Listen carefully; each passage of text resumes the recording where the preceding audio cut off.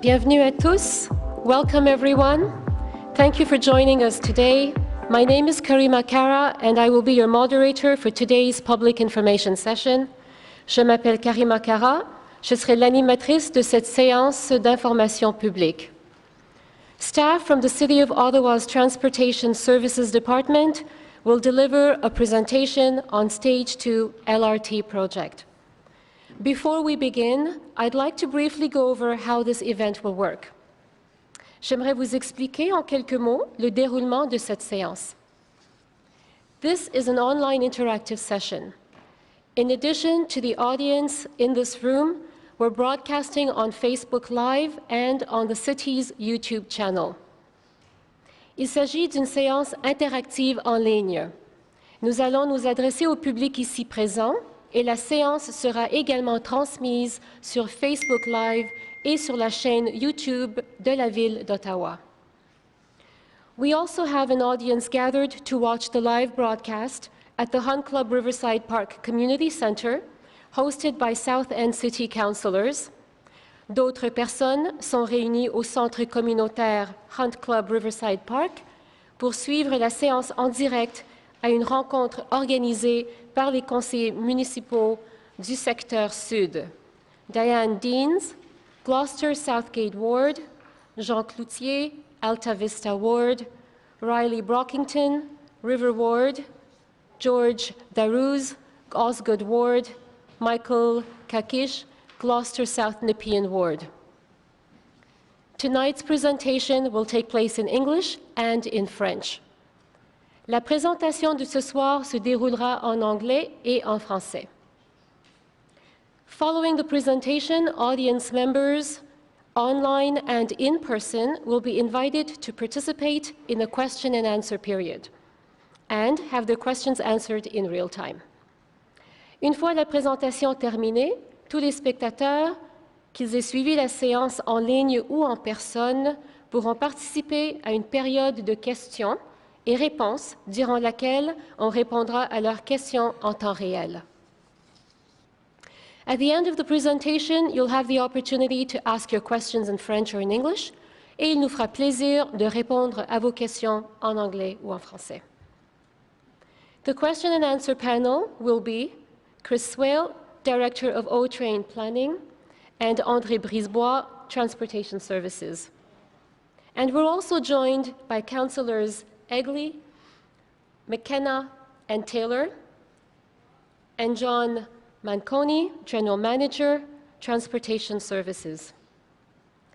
Les deux panélistes qui répondront aux questions du public s'appellent Directeur Planification de l'O-Train et André Brisebois de la Direction générale des transports. Les personnes qui suivent la séance sur Facebook Live peuvent écrire leurs questions directement dans la partie commentaires, juste en dessous de la vidéo qu'elles sont en train de regarder. Facebook Live viewers can type their questions directly in the comment sections located just below the video you're watching right now. The audience at the Hunt Club Riverside Park Community Center will submit their questions to their own facilitator who'll send them here. And the audience here at City Hall can ask directly by using the microphone. If you prefer, you can also write down your questions on the cards that are provided at the front of the table, which staff members will collect.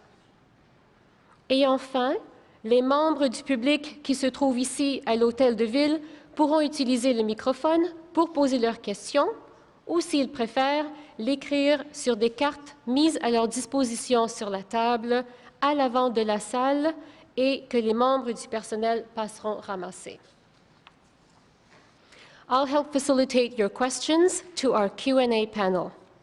N'oubliez pas que cette session a une durée limitée, mais nous essaierons de répondre au plus grand nombre de questions possibles. And now, I am pleased to invite the Director of OC Training, OC Train Planning, Mr. Chris Swale, and Monsieur André Brisebois, Transportation Services. J'aimerais maintenant inviter Monsieur Chris Swale, Directeur, Planification de l'O-Train, et Monsieur André Brisebois, de la Direction générale des transports, à venir prendre la parole. Merci. Thank you very much, Karima. And thank everyone very much for joining us here today, either here in person or in the south end of town at the Hunt Club Riverside Park Community Center or virtually via Facebook Live. My name is Chris Swale, and I'm the director of the Stage 2 Light Rail Transit Project. And we're here today because in just 1 week's time, Ottawa City Council will be voting on a plan for the largest single investment our city has seen in its history. Alors, bonsoir à tous. Je m'appelle André. My name is André Bisbois. I'm the Francophone spokesperson for the transportation branch. Thank you for joining us today, whether you're here in person in the south end of the city at the Hunt Club Riverside Community Center or virtually through Facebook. We're here today because in 1 week, City Council will be voting for the most important investment of the city's history. Significantly expand our city's O-Train LRT system. It builds on the success of Confederation Line with the strongest business case out of any project across the country, with an expansion that will see 70% of all residents living within 5 kilometers of a light rail system. Significant consultations have taken place on this project over the past 2 years, and this report is the result of a great deal of thought, time, and work on the part of a very broad Stage 2 team, as well as inputs from residents and stakeholders that have flowed from these consultations.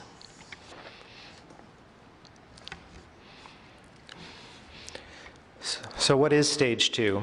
As mentioned, Stage 2 is the proposed second phase of the city's light rail system. Stage 2 builds on the Confederation Line. I'm just going to change the slide here.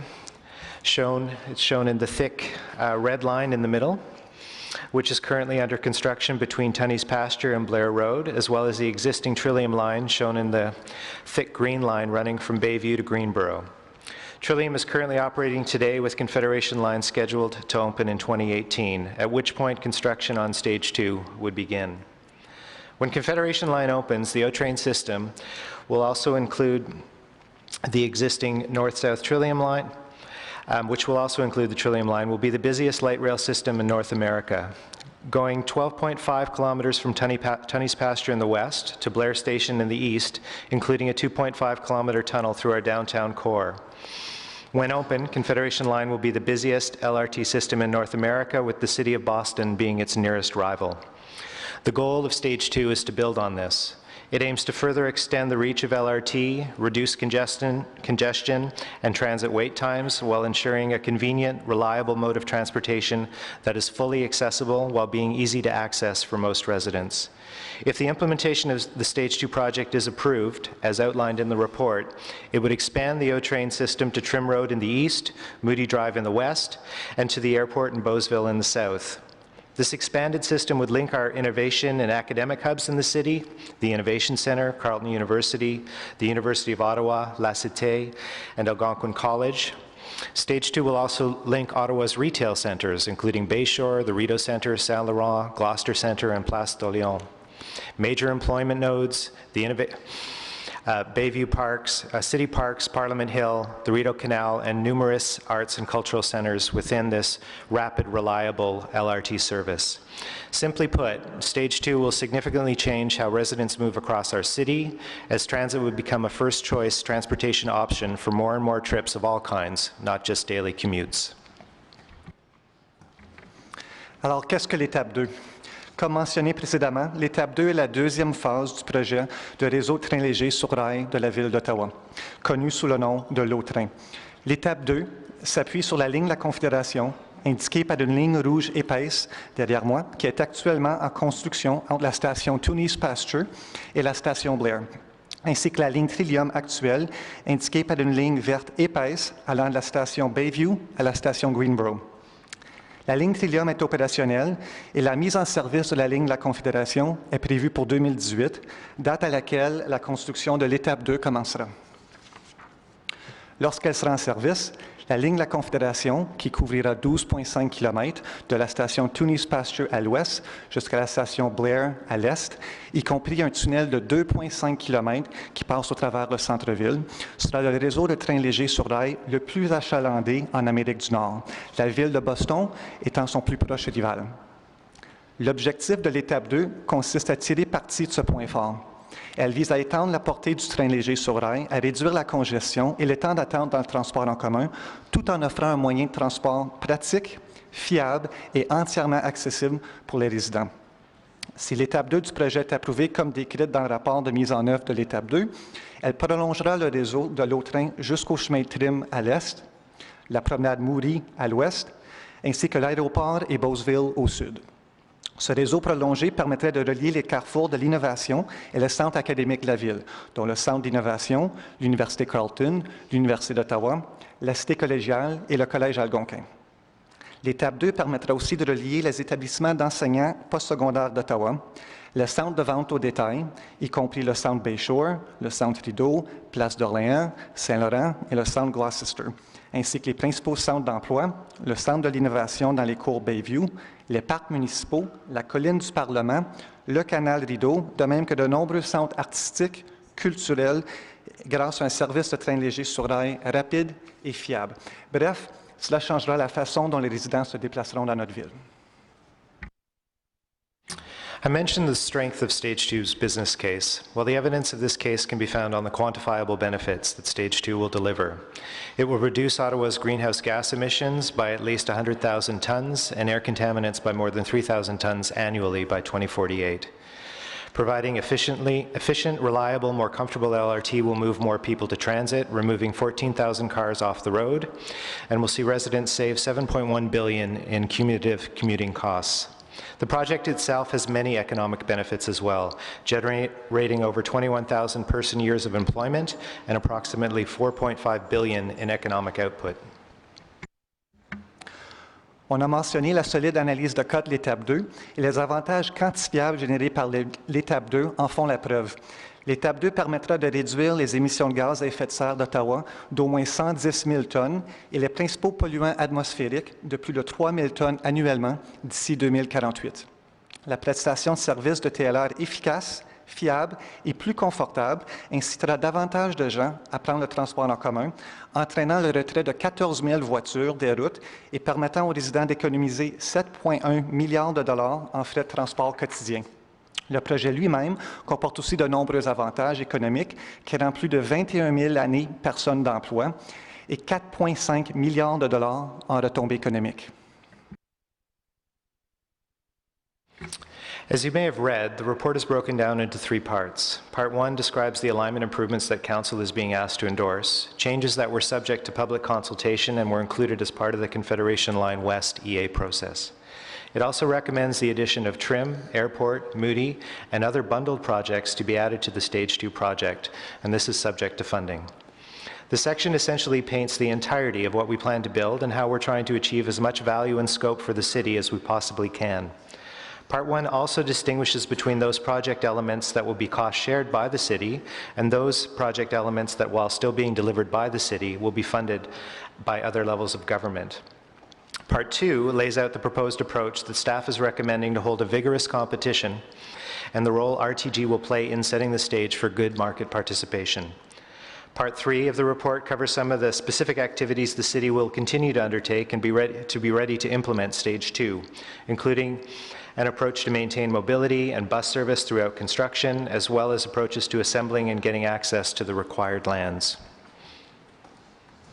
Alors, comme vous l'avez peut-être lu, le rapport se divise en 3 sections. La première section décrit les améliorations apportées au tracé que l'on demande au Conseil d'approuver. Ces modifications ont fait l'objet de consultations publiques et ont été incluses dans le processus d'évaluation environnementale de la ligne de la Confédération Ouest. Elle recommande également que les prolongements jusqu'à Trim, l'aéroport et Moury, ainsi que d'autres projets regroupés, soient ajoutés à l'étape 2 du projet sous réserve du financement. Cette section décrit essentiellement la totalité de ce que nous avons l'intention de construire et les mesures prises pour obtenir le meilleur rapport qualité-prix et la plus vaste portée possible pour la Ville. La première section fait également la distinction entre les éléments du projet dont les coûts seront partagés par la Ville et les éléments qui, tout étant mis en œuvre par la Ville, seront financés par d'autres paliers de gouvernement. La deuxième section présente l'approche recommandée par le personnel pour organiser un appel d'offres concurrentiel ainsi que le rôle que jouera RTG afin de préparer le terrain et encourager la participation des promoteurs. Enfin, la troisième section du rapport porte sur certaines des activités que la Ville entreprendra afin d'être prêt à mettre en œuvre l'étape 2 y compris les démarches pour maintenir la mobilité et un service d'autobus pendant toute la durée des travaux, ainsi que les démarches visant à regrouper les terres nécessaires et à avoir accès à ces terres.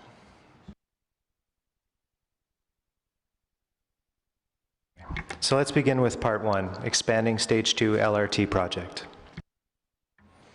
Commençons donc par la première section, le prolongement prévu par l'étape 2 du projet TLR. Further to the alignment improvements presented to Committee and Council in May of last year, the improvements listed here are being recommended for the Confederation Line West extension and Trillium Line extension. For Confederation Line West, this includes improvements to the alignment at Richmond Road, Lincoln Fields, Iris Station, and Bayshore. For Trillium Line, this includes relocating and building a new maintenance and storage facility and improvements to the airport station. I'll go into further detail on each improvement in the following slides.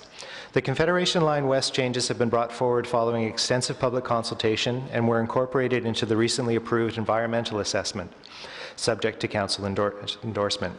Some of the additional EA approvals will be required as a result of additional changes that this report also recommends. Some of you will recall, in May of last year, we recommended an adjustment at Cleary Station that shifted the alignment through the property at 747 Richmond so that the station entrance could front onto Richmond Road.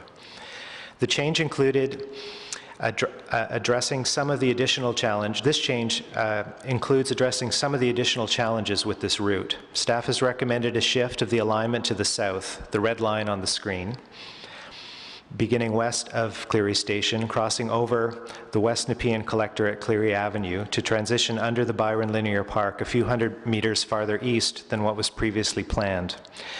This shift in where the train will run will save approximately 15 to 20 million in construction costs, reduce construction durations by approximately 5 to 6 months, and minimize property and utility impacts. It also creates an opportunity to enhance the Byron Linear Park upon completion of LRT, as illustrated in this next slide. The capital cost savings associated with this improved Richmond alignment also allows the city the opportunity to restore and enhance the park between Cleary Avenue to the west of New Orchard Station. The city is working closely with the community in developing an enhanced park concept, which will make the park more contiguous and will also help reduce cut-through traffic and increase the park's size. We've also worked with the community on the Richmond Road Complete Street initiative within this corridor. These integrated projects will create a more calm and safe, yet still vibrant corridor for residents and visitors who frequent the park, as well as those who travel through it on all modes. This slide illustrates the recommended shift at Lincoln Fields, which will see the alignment move from within the floodplain, illustrated in the blue, to the alignment illustrated in red. Not only does this shift eliminate the flood risk to LRT operations, it also lightens our overall infrastructure footprint and allows us to keep this section of the transitway open throughout Stage 2 construction. This shift can be implemented at a comparable cost and would include a new Lincoln Fields station, a new LRT tunnel under Carling Avenue, and a new fare-paid bus terminal reoriented to provide improved station integration with the overall transit network. Staying here for a moment, the recommended revised station also provides operational flexibility to turn trains around at Lincoln Fields, as well as the opportunity to insert empty trains in the morning rush hour to enhance capacity into the downtown core. The ability to add a train, coupled with Stage 2's implementation of an additional strip of track at Herdman Station, will allow the city to run what are called day trippers, trains that can start empty and run to and from Lincoln Fields and Herdman. This will help provide more capacity throughout the downtown at peak periods or after major downtown events such as Canada Day or Blues Fest. The design concept at Iris Station includes a new station integrated with a new bridge at Iris Street to provide grade separation between LRT and the road itself. However, the location at the Iris Street station configuration conflicted with the existing Pinecrest Creek culvert, and that's shown in yellow on the slide.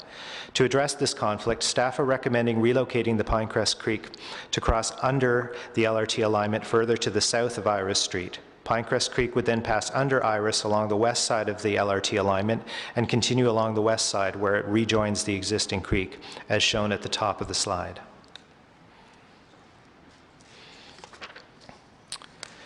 Further west at Bayshore, staff recommend shifting the station 75 meters to the east. This will allow for improved access to the station, as well as a direct future connection for passengers to access the shopping center. The costs associated with shifting Bayshore station slightly to the east are negligible. If this connection is pursued, the property owners of Bayshore Shopping Centre will be responsible for constructing and funding, and discussions between the city and the property owners are ongoing. Moving over to Trillium Line, the initial functional design maintained Trillium Line's Walkley Yard maintenance and storage facility at its current location.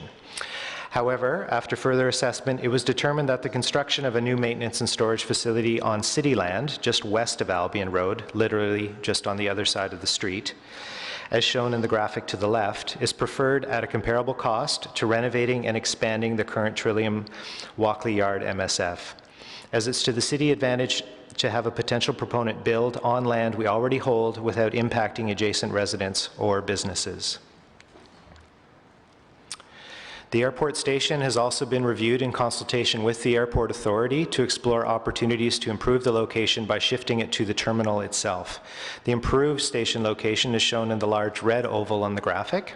The previous location was within the parking lot, the parking structure, which you can see in blue and the small oval at the bottom of the page. The new station would connect the terminal via an elevated pedestrian link and hold some opportunity for the airport to implement a modest expansion.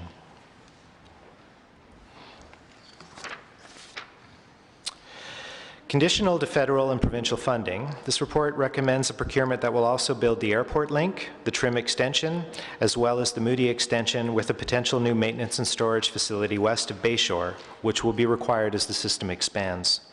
Trim in the airport would require 100% funding from the federal and provincial governments, and Moody, we believe, is achievable within the $3 billion core Stage 2 program. Ultimately, when we go out to tender, the market will decide what can be built and at what price, but our work on the preliminary engineering designs for these extensions are ongoing to the city to ensure that the city has the option to proceed. The next slides give you a little more detail on the scope of each of these extensions. Sous réserve de l'obtention d'un financement fédéral et provincial, ce rapport recommande la création d'un processus d'approvisionnement qui comprendra un lien ferroviaire vers l'aéroport, le prolongement jusqu'à Trim et la promenade Moody, en plus d'une nouvelle installation d'entretien et de remisage potentielle à l'ouest de Bayshore qui sera nécessaire à mesure que le réseau prend de l'ampleur.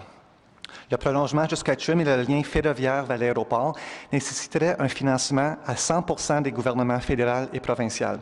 Nous croyons que le prolongement jusqu'à Moody est réalisable dans le cadre du budget de base de 3 milliards de dollars de l'étape 2.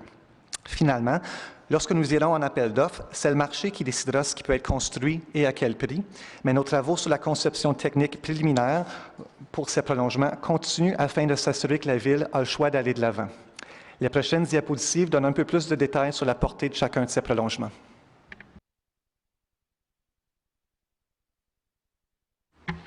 Extending to Trim would involve going 3.5 kilometers farther east from Place d'Orleans to Trim Station. It includes a new Trim Station, a new interchange at Trim Road to grade separate, and its design protects for 3 additional future stations as development increases along the corridor. The airport link will add a 4-kilometer branch line connecting at South Quays Station that will be fully independent of the main line to improve reliability. It includes 2 new stations, one at the Ernst & Young Centre at Uplands Drive and another at the airport terminal. While we are installing infrastructure to protect for direct to Bayview service, we anticipate that it will operate such that it will require 2 transfers, one at South Quays and the other at Bayview to get from the airport to downtown. The Moody extension aligns with the city's ultimate transportation master plan, which envisions an LRT extension west of Bayshore to Canada. And it also follows Council's direction to explore advancing grade separation at Holly Acres.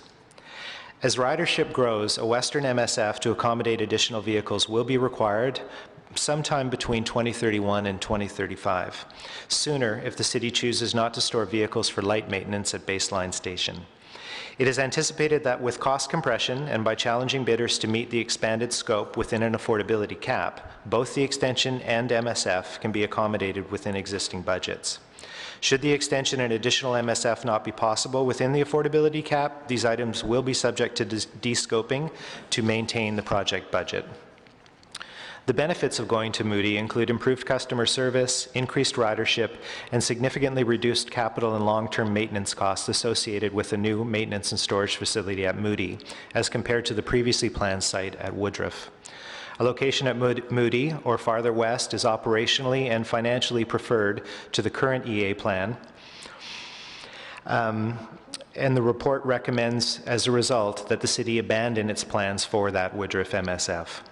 In total, these 3 extensions would add nearly 10 kilometers of rail and 4 additional stations, which, when combined with the core Stage 2 program, would essentially triple the total length of the O-Train system 5 years after Confederation Line opens in 2018.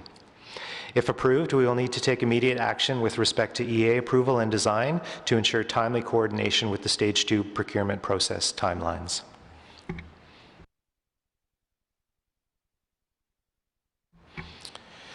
The report speaks to bundling the province's planned and budgeted Highway 417 expansion project from Maitland to the 416, selected city infrastructure works, and subject to funding, a section of Highway 147 between Montreal Road and Jeanne d'Arc Boulevard. Bundling these projects would allow the city to address coordination and schedule risk, to benefit from cost compression, building on lessons learned from the successful bundling of the 417 widening highway project that was done with Confederation Line.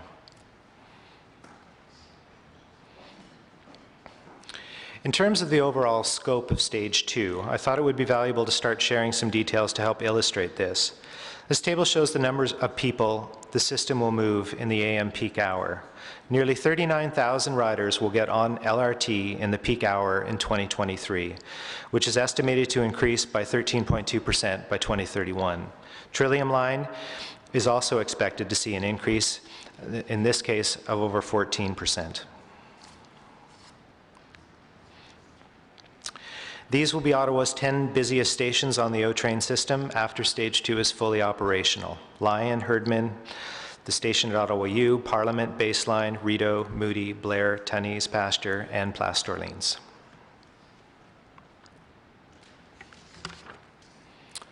Park and ride capacity is also of interest for many of our residents, and the city is constantly struggling to keep up with demand.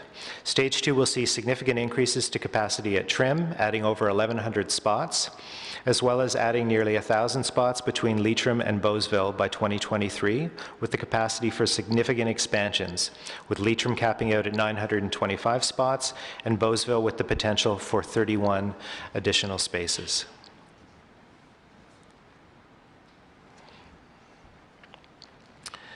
Now, on to how we plan to procure Stage 2. With any procurement, the city's goal is to get as much competition as possible. On this front, the city was faced with a number of unique procurement challenges as well as objectives.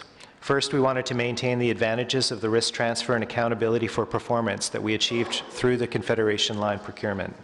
And second, we wanted to ensure a well-participated, fair, and competitive procurement process that would produce excellent pricing and value for the city. The project team determined that the best course of action was to enter into discussions with RTG to negotiate a limited extension to the Confederation Line scope and project agreement to determine if it would be possible to extract available efficiencies that would be favorable to the city. As a result, we have come to a fixed price agreement, or MOU, with RTG, which staff believes represents excellent value to the city, and which I'll take you through the details on the next slide.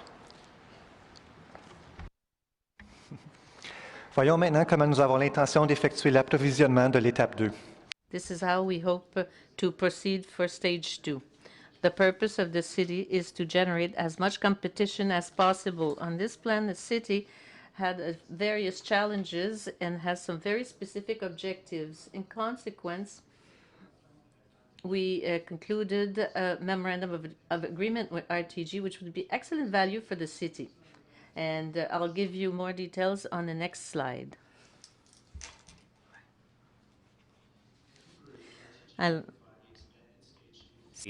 Ensuring good system integration. They will expand the Belfast MSF to continue to build Stage 2 vehicles after the full Confederation Line fleet is finished.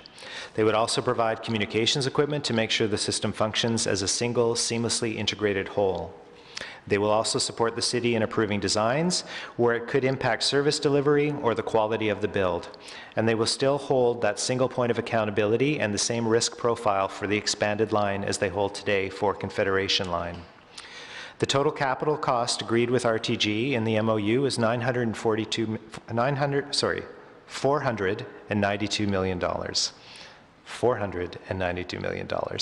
The majority of this representing the purchase and delivery of 38 additional light rail vehicles and the expansion of the Belfast MSF. The additional vehicles would be maintained by RTG with rates that are extensions of the bid prices in the original Confederation Line competition, with reductions corresponding to the efficiencies of scale and operation. RTG has also agreed as part of this MOU to bow out of the Confederation Line expansion bid, which will ensure a much more robust competition for the remaining work for the Confederation Line East and West extensions, which will be procured as a $2.5 billion design, build, and short-term finance competitive tender.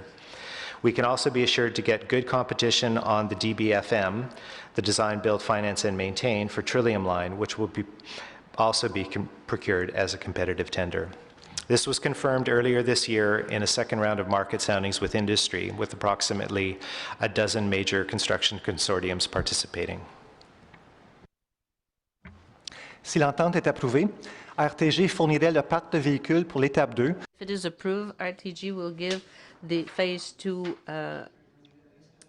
cars and would ensure maintenance at Belfast Court to pursue the construction of Phase 2 once the Confederation Line is finished. It will also provide communication equipment to make sure that the network is working as a whole.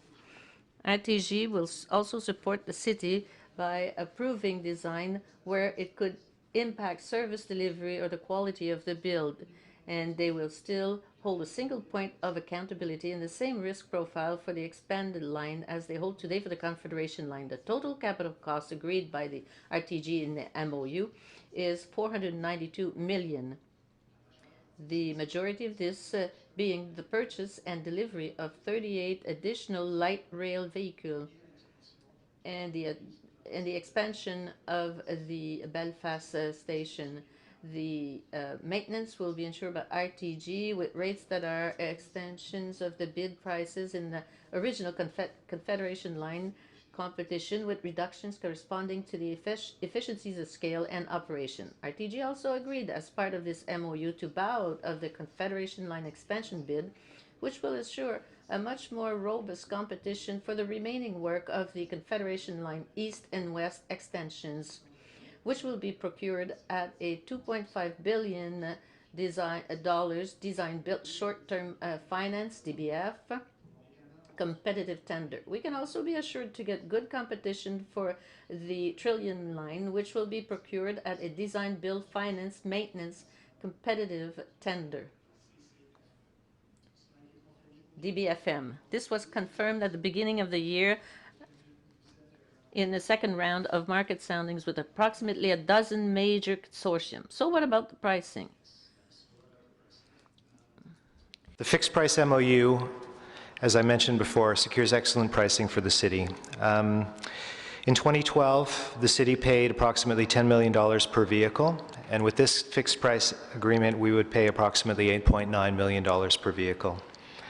For vehicle maintenance, which is paid on a per kilometer basis, we received a reduction from $2.45 a kilometer to $2.27. So that's a 7% reduction in pricing. For infrastructure maintenance, we went from $1.4 million a year per kilometer to just over $1 million per kilometer, or a 30% reduction. All of the elements of the MOU were either demonstrated to be priced better than what was received through competitive tension back in 2012, or where there was no previous price established for comparable service was confirmed to represent good value by the city through a third-party estimator. It's important to note that the improved maintenance pricing applies to the whole system, meaning that the result of negotiations resulted in savings on the original maintenance contract as well. I just want to illustrate what that means for the city's books. If we were to simply price the maintenance for the expanded system at the competitively awarded Confederation Line pricing, the city would pay approximately $800 million more between now and 2048, or approximately $30 million more per year. If we were to only look at the savings associated with Confederation Line on that maintenance pricing, these are reduced by approximately $300 million from our current agreement over the concession period.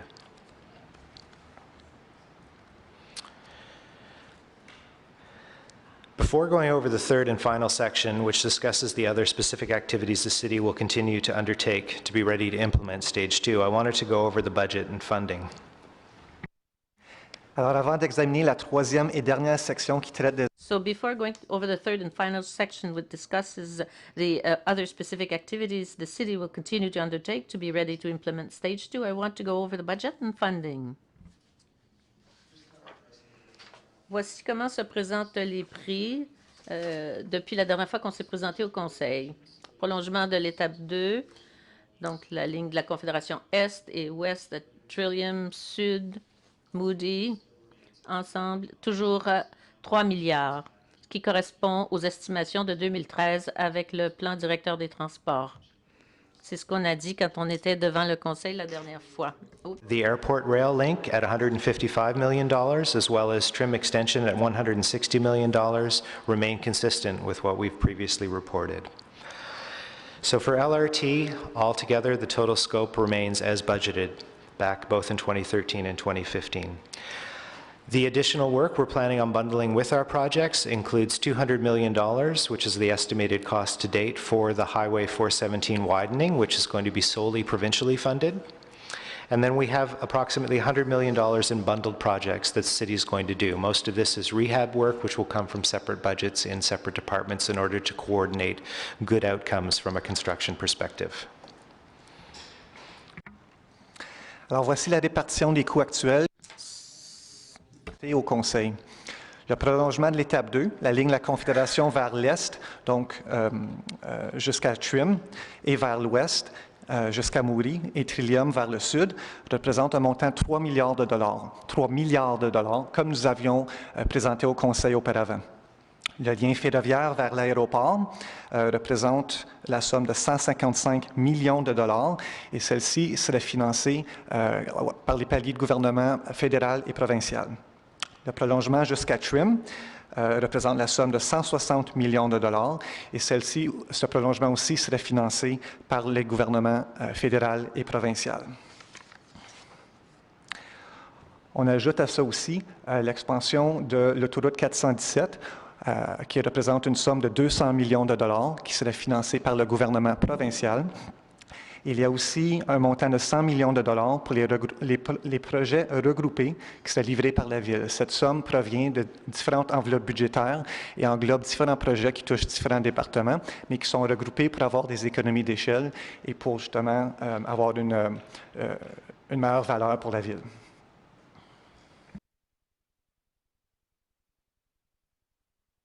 To summarize where we are with our government partners, last June, Premier Wynne made a funding announcement that would see the province contribute up to $1 billion for the core Stage 2 program, as well as contributing 50% of the capital costs for both Trim and Airport. In addition, the federal government is already giving support to this project. Last year, the federal government launched the first phase of its Public Transit Infrastructure Fund with a contribution of over $65 million to Stage 2. Later this year, the federal government is set to launch the next phase of its entire suite of infrastructure programs, including the Public Transit Infrastructure Fund and the Green Infrastructure Program. Once this is in place, a formal federal commitment can be made to the project. In the meantime, based on staff confidence that federal support will be forthcoming in the near term, the report recommends that the city release its request for qualifications processed soon after the report is passed, and then, only after funding and eligibility are formally confirmed, we would go out and release the RFP.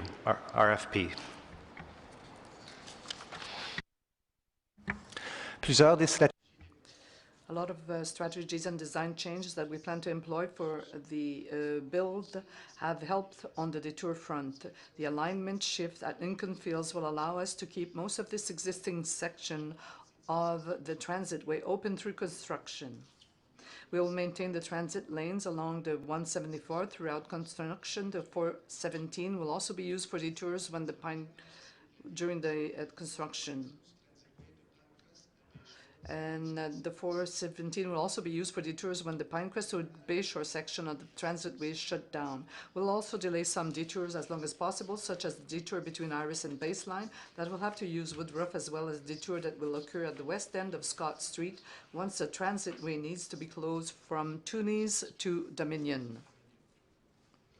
As for the 16-month shutdown of the Trillium Line, transit priority measure along Bronson and Carling will enhance this route, while OC Transpo has confirmed its preference to continue to run buses along Preston as opposed to the Sherwood-Bayswater option mentioned in the report. This option will be reserved for when Preston is closed or should an unplanned event occur.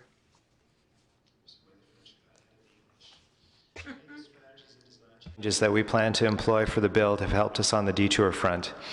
As Andre was saying, the alignment shift at Lincoln Fields that we've discussed earlier will allow us to keep most of the existing section of the transitway open throughout construction. We'll maintain the transit lanes along the 174 throughout construction as well, and the 417 will also be used for detours when the Pinecrest to Bayshore section of the transitway is shut down to be converted to LRT. We'll also delay some detours as long as possible, such as the detour between Iris and Baseline when we will have to use Woodruff, as well as the detour that will occur at the west end of Scott Street once the transitway needs to be closed along the trench from Tunney's to Dominion.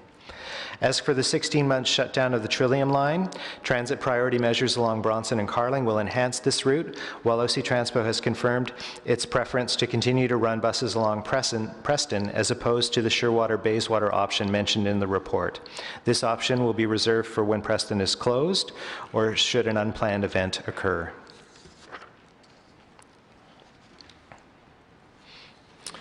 Staff are also interested in looking at ways the Stage 2 LRT project might leverage some station-oriented development opportunities. But more than this, we wanted to do our best to ensure quality designs that could accelerate development at these sites that might otherwise languish for a number of years after opening the system.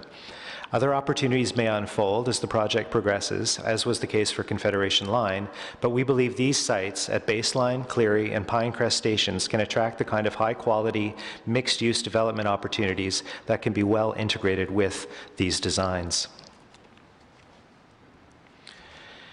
As a result of the design standards approved by Council in December 2015, public washrooms will be provided at the following terminus stations: Bayshore, Baseline, Beauceville, and Place d'Orleans, in addition to Lincoln Fields, given the high volume of transfers at that station.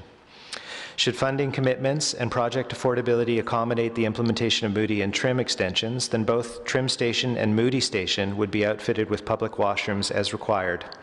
These washrooms would be implemented in the place of washrooms at Bayshore Station and Place d'Orleans, as they would no longer be terminus stations.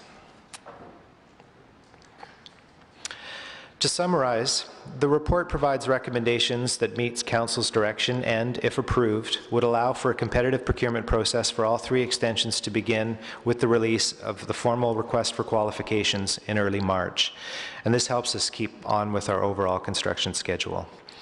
Alignment changes and refinements as outlined in the report, expansion of Stage 2 to include Trim, Airport, Moody, and an MSF, bundling the city projects and the Highway 417 widening, approve the execution of the MOU with RTG, and approve the Confederation Line extensions procured as a DBF, and for Confederation Line East and West, and Trillium as a separate DBFM. En somme, le rapport formule des recommandations qui The report makes recommendations that, if approved, would permit a competitive process for the three alignments, the three expansions starting in March. And that would also permit improvement to the alignment as included in the report. The extension 2 would go up to Moody and the MSF. The bundling of the municipal project and the widening of the 417, the approval of the execution of the PE, the extension of the Trillium Line under the different CCFE. As we mentioned last week when we were in front of committee, there's lots left to do. Our next steps include presenting to Council for approval of Stage 2 next week. Approval of this report does not assign the procurement. We'll be back at the time of contract award sometime in Q2 2018 for that. What approval does do is set out a course that staff believes will deliver great results for Ottawa's transit future. Provided Council does approve the project, we would then move forward with Stage 2, including awarding the contract to project consortiums in 2018, with construction beginning later in 2018. And all three extensions openings will be staged beginning with Trillium Line in 2021, Confederation Line East in 2022, and Confederation Line West in 2023. Alors, comme ce fut mentionné la semaine dernière, il reste encore beaucoup de pain sur la planche. On voit ici les prochaines étapes à procéder. On commence avec la semaine prochaine, dès mercredi, donc d'ici une semaine, l'examen par le Conseil. Si le Conseil approuve le rapport, on procède ensuite avec la demande de qualification et ensuite la demande de proposition. L'attribution du contrat sera l'an prochain, vers le printemps-été. La construction devrait commencer dès l'automne 2018. Et ensuite, la mise en service des différents segments de la ligne de la Confédération de l'étape 2 seront mises en étapes graduellement. On commencera avec la ligne Trillium en 2021, la ligne de la Confédération Est, donc le prolongement jusqu'au chemin Trim en 2022, et ensuite la ligne de la Confédération Ouest, le prolongement jusqu'à Moody en 2023. Once fully operational, the O-Train system comprised of Confederation Line running east and west and the expanded Trillium Line running north-south will span over 59 kilometers of rail and include 41 stations. I just want to pause on this for a minute. Currently, we have 8 kilometers of LRT on Trillium Line. From this to nearly 60 kilometers represents an incredible transformation in terms of how the city will move and grow. Over time, the system will be able to accommodate up to 24,000 people per hour in each direction, more than twice the capacity of what our transit system can handle today. When Stage 2 opens for revenue service in 2023, as I mentioned before, approximately 70% of the city's population will be within 5 kilometers of this system, a clean, quiet, comfortable, and convenient light rail transit system. Alors, lorsque mise en service, la ligne de la Confédération Once fully operational, the O-Train system comprised of the Confederation Line running east-west and the Trillium Line running north-south will expand over 59 kilometers. Over time, the Confederation Line could greet 14,000 people per hour in each direction, more than twice the capacity it can handle today. When Stage 2 opens for revenue service in 2023, approximately 70% of the city's population will be within 5 kilometers of a clean, quiet, comfortable, and convenient light rail transit system. We'll continue to use our communications and stakeholder relations program team. They, along with the planning staff at the city, have been critical to the success of Confederation Line to date, as well as for the support of nearly 30 open houses noted in this slide. This does not include meetings with property owners, individual condos or apartment buildings, or individual residents for information sessions. We've struck various working groups, and we've had numerous kitchen and coffee table meetings as well. The point I want to make here is consultations we've done to date have not always been easy, but they've been very much worthwhile, and we would not be where we are today without the input from the community this transit service will serve. We talk about the goal of making this a world-class system, and I can tell you the time residents of Ottawa, like yourselves this evening, both here or on the internet, have devoted to this project is also helping us to achieve this in spades. So please stay connected. You can subscribe to get information on our website at www.stage2lrt.ca, or you can email us at stage2@ottawa.ca. Moving forward, consultations will occur for any EA amendments, design refinements, some of the detours, etc., and we'll be back to councillors and residents many times on the road ahead. As I mentioned earlier, approval of this report does not assign the procurement. For that, staff will be back at the time of contract award sometime in Q2 2018, so spring, summer 2018. What approval does do, though, is set out a course that staff believes will deliver great results for Ottawa's transit future.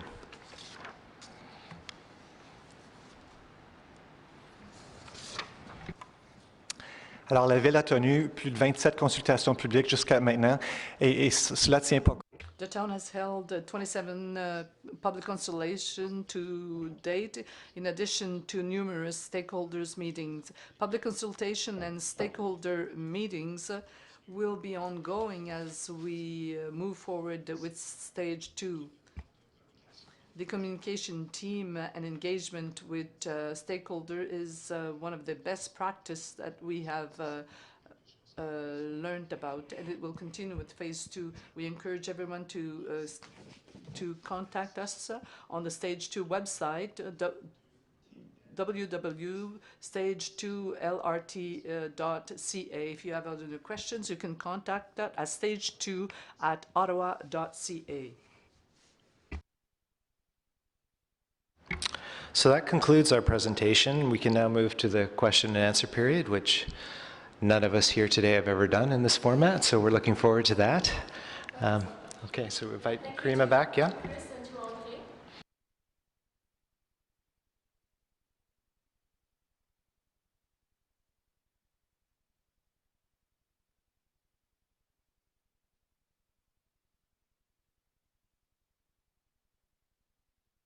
Oh, thank you. I'll move between questions from Facebook, the remote viewing location, and the audience here, so that everyone has a chance to participate. So now it's your turn to ask your questions. Afin que tout le monde puisse participer, je transmettrai à nos experts les questions recueillies sur Facebook, puis nous passerons à celles du public au centre communautaire Hunt Club Riverside Park, et puis à celles du public ici, présent, et ainsi de suite. So I'll be taking one question per. If time permits, after those who are waiting to ask questions have had their turn, we'll be happy to take more questions. Je surveillerai ma montre de. I will be watching my watch closely so that we can answer as many questions as possible. Early, city staff will continue to answer your questions live on Facebook until 8:30 p.m. Si nous finissons la séance tôt, le personnel répondra à vos questions en direct sur Facebook jusqu'à 20h30. Okay, so let's get to our first question. So we've got a question coming in from Facebook, and Kevin asks, are there any plans for 417 widening from Nicholas through the downtown core? Well, with the Confederation Line project, we did widen from Nicholas East to the split, which allowed us to have the detours that we have today for the transit way. Further west of that, the province has no plans that I'm aware of through the downtown core for any additional widening. From Island Park, west of Island Park to Maitland, there is one phase of widening that is about to start construction this year, and then further west from Maitland to the 416, as I mentioned in the presentation, that widening will take place as part of our project and included in the bundling. So I guess the shorter answer was no, unfortunately, Kevin, but that's the state of the 417 in Ottawa. Okay, great, thanks very much. We've got another question from Facebook where Vincent asks, are there any projections as to how many new transit users this will bring? Yes. So overall, initially, we're expecting approximately a 10% increase. But if you refer to the slide that I showed earlier, so opening day at peak, we're looking at approximately 39,000 people getting on in that peak hour. Roughly, if you multiply that by 4, that gives you the ridership amount for any given day. And if you multiply that over a year, which is whatever, 250, the multiplier, that would, if I was doing the math on the fly, I could give you the overall answer. And then the increase over the period of time was about 13% on Confederation Line between 2023 and 2031, and about 14% on Trillium Line. Okay. Thank you. Our next question from City Hall, we've got Marcel who asks, why not go electric now on the Trillium Line?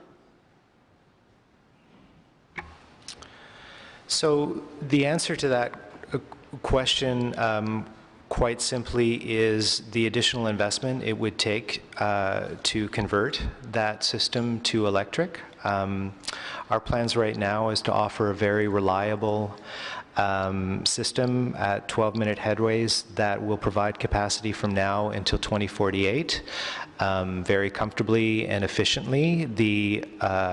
It was very difficult for staff, and we did look at this to justify the additional expense that would be required to electrify that system, not just as it sits now, if we were to simply electrify it as it sits now without the additional double tracking that sometimes gets discussed, but if we were to add the full double tracking as well, the overall capital costs would be somewhere in the neighborhood of between $800 million and $1 billion to simply electrify and double track that system. And when you look at the ridership numbers, it becomes very difficult to justify that business case at this stage in the city's plans. Yes. Okay, thanks very much. We have questions from the audience.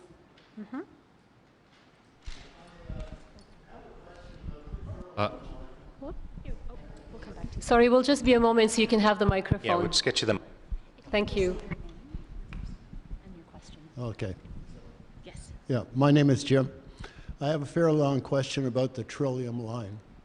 I have seen plans that show that line in the extension is a single track line with passing sidings. And tonight I learned that the cost is $500 million. So my questions are even more important. When the city took the Trillium line and doubled the number of trains on it, they expected to go from a service frequency of 15 minutes to about 8, and that didn't happen, right? So I'm concerned about this new line that goes much longer distance, that is single track, and you're going to be providing a service that has trains starting from Beauceville and stopping and starting very frequently to allow other trains to pass, unless there's only 2 trains on the line at a time, which is, again, poor service. So I'm kind of wondering about the service levels of this new development, whether it's been modeled and simulated to know that, in fact, you can run trains at a decent service, and what can we expect in terms of quality of the service on that line on a single track. At $500 million, I think we should be able to do better. And the second question is there anything as part of this project to improve the tracks between Carleton University or even, say, South Keys and Bayview, which is single track and is built mostly in a rock cut, so I don't see a way that can be widened and double tracked. Do we have something that's really going to work here at $500 million? So the short answer is yes, and why it's going to work is the price increase that you're seeing now in terms of our approach to the procurement really does take into consideration the points that you're raising. What we're trying to do is not only simply expand that line 11 kilometers further south, so 7 to Beauceville and another 4 kilometers to the airport, but what we're doing is expanding that line in a way that also looks at the needs on the existing system, and that includes adding additional passing tracks. Our plan now is to operate that system on the main line as a 2-train consist, which gives that added capacity that's going to meet the ridership demand from now until 2048. And our goal is to have the proponent. What do you mean by 2-train? So right now, what you see on the existing Trillium line are single trains that run back and forth, and they're almost at capacity right now. So we're going to put 2 trains together, and those 2 trains together will service the main line Monday to Friday. On the weekends, we don't need that kind of capacity, but during the week we do. But there will be multiple train sets on the line, correct? That's right, yes. There will be multiple. So that they have Sorry, to pass. could I invite you to use the microphone? They have to pass frequently over a long distance and go onto sidings frequently. They do. And so part of our plans and the reason for the increased cost is we are increasing the amount or the size of those passing tracks so they can pass each other more comfortably and eliminate some of those pinch points that have, in effect, caused us some issues in terms of trying to increase the capacity on the system. As well, we're doing upgrades to the existing Trillium line, both in some of the structures, but also the track itself, signals, as well as some of the drainage. So the increased price you're seeing on the capital side associated with that is providing an adequate budget, so when a proponent comes in to take over, they're not just improving the extensions, but they're improving the existing system, because what we want them is to take over the service availability. So that construction consortium will also be responsible for not just maintaining the trains at the new Walkley Yard. They'll be responsible and they'll be paid according to what's called providing service availability. So how those trains perform and the ability for those trains to perform well will affect the revenue stream they get. And that will drive a much more reliable system, we believe, as an end result when it comes to what we're going to achieve here with the procurement. But just a short follow-up.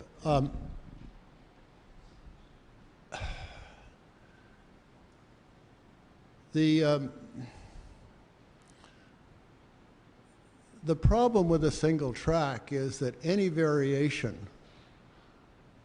along the pathway can throw the whole schedule out of the way. For example, if you're expecting to load trains in 1 minute and it takes a minute and a half, 2 minutes, 3 minutes, your planned passing points are in trouble, so everybody has to wait all down the line. Did you look at, in the project, have you looked at the cost of twinning that line instead of doing it single track? I mean, so we have saving money that's going to cost us. The other thing that I'm concerned about is the more times these trains are passing each other, the more opportunity there is for an error, an operator error, switching error, computer error, thing, that is not so serious a problem on a two-track line. So the question is, why not two-track? And secondly, are you taking much more risk by doing it this way? So the answer to that question is, for the first 6 months that our project team formed, all we did was look at how to ensure that Trillium line, in terms of the design team that was tasked with Trillium line, all they did was look at how you can operationally ensure that it's going to perform, and perform well and reliably, and that's what we did. So the extension of the passing tracks, the improvements to the signal system, that's all there. The question that you're asking about, would double tracking the entire way improve the reliability? The answer to that is it might, but it's not required. And the cost to do so, to double track, so we are doing some additional double tracking around Gladstone, for example, and other areas along the line, but the cost to do so is cost prohibitive to the project. We simply can't squeeze it in, and the other important input into that whole decision is the amount of people we're moving on that line as it compares to Confederation Line, for example. So there's about 1/10 of the ridership on that line. There are systems in North America, such as the River Line in New Jersey, for example, which moves twice as many people along that line at 15-minute headways, that is also signal tracked and functions quite well. We're very confident that our plan, which includes those enhancements on the main line, is going to produce very reliable 12-minute headways. And your point about modest delays that may happen at certain stations is a valid one, and what we've built into our operational plans is a bit of slack. So the way we've modeled it out is there's an ability for essentially trains to get caught up should they fall behind on schedule over the course of the next few minutes as it's working its way down the system. So all of your questions, they're great questions. They're all things that our team has worked through, and they're all things that our General Manager, John Manconi, who's here with us tonight, this was priority number one in terms of the task for the team in making sure that when we came back with a proposal to get this thing out into the market and procured effectively, were resolved as part of that process. Great. Thank you, Chris, and thank you for your questions. There's a lot of questions coming in remotely. Before I go there, let's take another question from our audience. Okay. My name is Bob Brocklebank. My question is, with respect to the Confederation line, which is going to become quite a long line eventually. Are any provisions being made for the potential future introduction of express services? Now here I'm thinking of reserving land for eventual sidings for passing of trains, or perhaps for 4 platform stations. Could you maybe just repeat that, Bob? I'm sorry. You were mentioning Confederation Line? Confederation Line, Okay. which will one day become very long. My question is, are you making any provisions at all for the eventual introduction of express service on the Confederation Line? To do so, you could reserve land at places for sidings, for trains to pass each other, or reserve land for the expansion of stations so that you could have 4 lines, 4 tracks passing through a station. It's commonly done on other rail lines. And you will have a very, very long rail line when you're finished, when it goes all the way to Canada. I think we're going to let John Manconi answer that question. Excellent question, and for those of you that want to relate to what he's talking about is express routes in busy places like New York City and so forth. Our headways are going to be so quick, they're in the 3 to 3.5 minute range, that we won't be building that express services. That's years and years away. We have some of the shortest headways in the industry and the busiest LRT with expandable vehicles that can take us out 30 years. So that's a discussion for about 50 years from now at best. Okay, great. Thank you. Let's take a question remotely, and then I'll come back to the audience, and we'll take more questions from our live audience as well. So I've got a question here from satellite location, and it's from Tara in South Keys. And she's asking, once the expansion of the Trillium is complete, how long will my trip be from Bayview to South Keys, time on the train, not headways? So total trip time from Beausville to Bayview is about 22 minutes. You would probably drop between 7 and 8 minutes off of that. So you're looking at about a 14 to 15 minute ride. Okay, thank you. I'll take one more remotely, and then I'll come back to my live audience. So this is from Ryan in Hunt Club, and he's asking, would it not make sense to convert the existing transitway from South Keys to Herdman to electric rail before spending the money to convert or adapt the existing diesel O-train to a busier corridor? So that's a great question, and really a question that the team looking at the city's next transportation master plan, which will likely start around 2019, will engage in. All of the corridors will be reviewed as part of that plan, and an analysis will be done to see what gives the city the most value in terms of conversions, other conversions like Confederation Line was, of BRT to LRT, or extending existing LRT further into other reaches of the city. Okay, merci. Alors ici, s'il vous plaît, your next question. It's Pedro. Next year, Ontarians will go to the polls to pick existing state premier or leader. Let's say if it doesn't get back in office and new government forms, even with a Project 2, she allocated funds for that project, and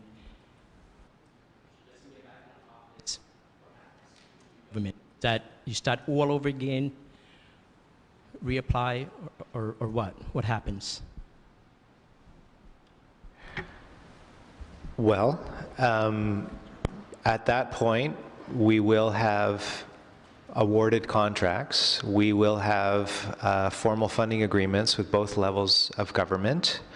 And I would hope that through the due diligence process that the city needs to go through in terms of producing a business case and demonstrating value for money, that any new government would see the merits of this project to not derail it, excuse the pun, at that late date in the process. Merci. Nous avons une question de Facebook et Steve de... A question from Facebook. Steve asks this question: how do you see the transport of people who are living further than the station, for people from Navan that will have to go to the trim station? Have you thought of bus circuits? The question's on the bus frequency from Gavin, yeah. Oui, on a le système de l'autobus qui Yes, we have a bus that passengers will be taken at the park and ride at Trim, and there's a lot of parking, and people can also use their bicycle or co-share transportation. Vos questions, Your questions? please, from our audience? Hello, my name's Ian, and I hate to belabor this point, but once again, it's a question about the Trillium line and double tracking. The last time, I believe the city spent some $60 million to get the time down from 15 minutes to that magical 8, which never happened, and we're stuck at 10 or 12, depending whose numbers you want to believe. So this time we're going to spend $500 million, and we're not going to see any difference in the time that it's going to take to travel, but supposedly we're going to get better reliability. I'm wondering if you could state exactly which sections of the existing O train will be double tracked, and when the province replaces the 417 bridge over the O train, is there any contemplation that that part of the rock cut will be cut out so that the double track can at least be extended south of the 417, and possibly the province might cut a deal with you as far as sharing in the construction costs of that? Thank you. Sorry, were you referring to the bridge replacement over the O-train Yes, corridor on the 417? bridge. Yes. So, okay. So passing sidings between, going south from Bayview around where the new Gladstone station will be, and that does require some rock cut work and is being some of that construction work. We've looked at opportunities of coordinating our shutdown with when they're planning on doing that bridge repair work, which needs to be done on a number of structures. Also additional double tracking around Carleton as well as Walkley on the existing line. As I mentioned in the presentation, the airport was originally going to share about 1 kilometer of track with the main line south of South Keys, but we're now double tracking an entire kilometer section in order to have that airport link run separately from the main line link at Beauceville. And in addition, there is some double tracking around a Leitrim station as well. I have maps available. We could sit down and I could show you exactly, but that's roughly where all of the additional double tracking will happen for passing tracks, as well as the expansion of all of the passing tracks today, including Brookfield is one I forgot to mention as well, because of the longer trains we're going to be running on that main line. Thanks very much, and thank you again to our audiences for the great questions, so please do keep them coming. My next question is from our satellite location, et j'ai Christian qui est à Hunt Club qui demande. Christian at Hunkle is asking what impact the construction of the Trillium line will have on the airport driveway.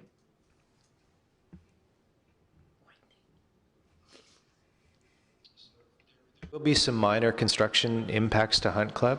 We have to put an additional train bridge over Hunt Club, which will be planned as it will be built and staged and then inserted in a sort of a rapid lift fashion as well. Our plans also call for an additional pedestrian bridge over Hunt Club to facilitate the ability for that pathway network to cross Hunt Club coming from the south north into South Keys, and the pathway network that goes around Sawmill Creek.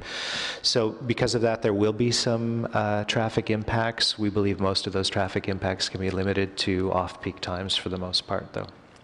Okay, thank you Alors, very much. si je peux Oui, répéter en allez-y. français, justement, il y aura effectivement... I'd like to repeat in French. There will be minor impact on Club. We have to put a bridge for the train.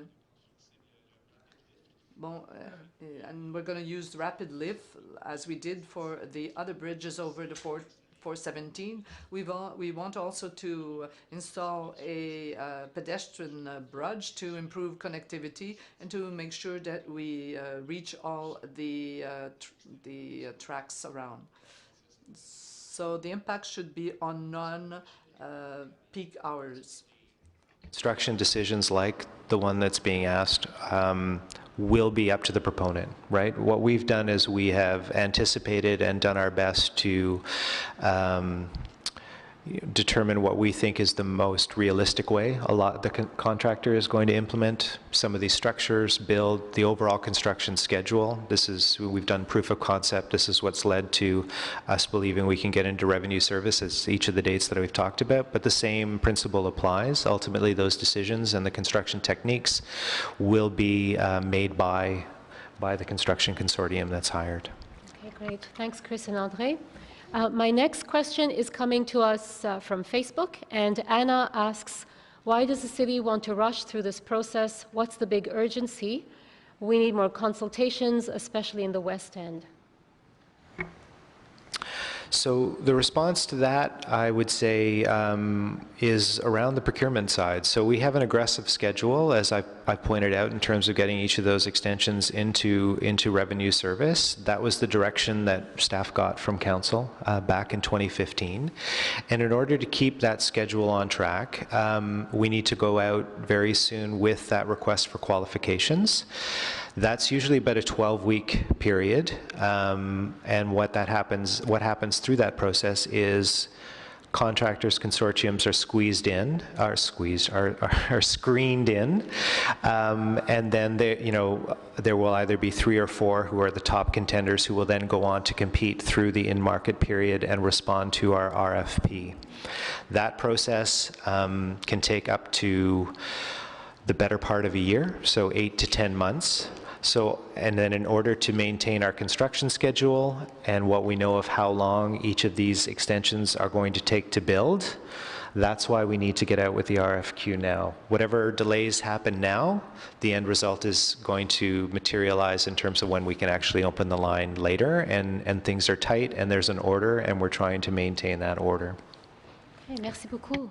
Est-ce qu'il y a des questions? Are there questions from our audience?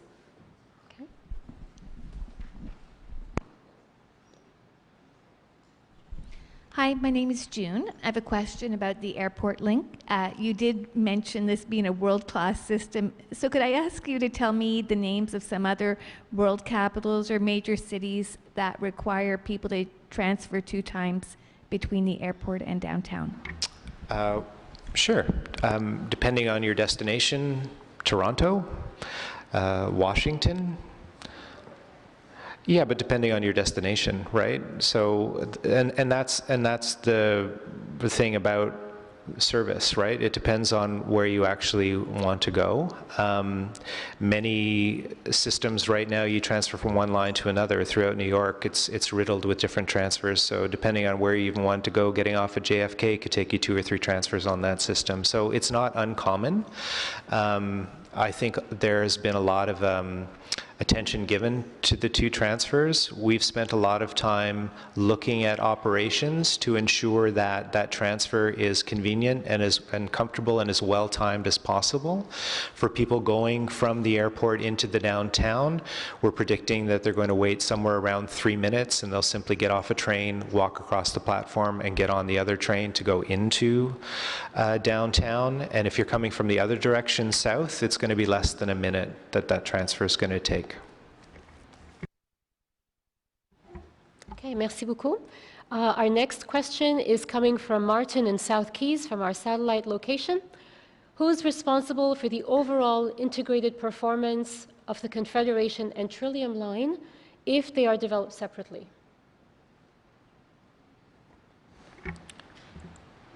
Operation and performance? Mm-hmm. So Confederation Line is operated by OC Transpo.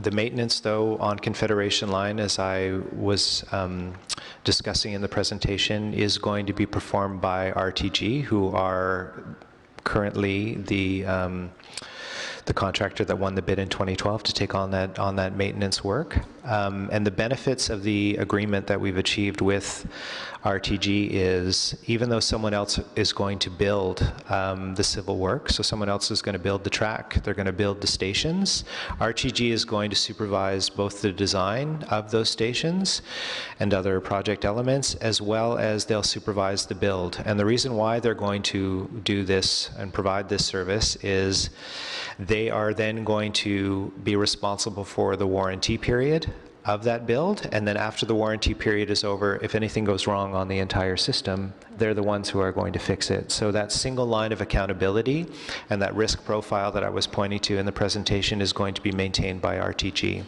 Now, Trillium Line,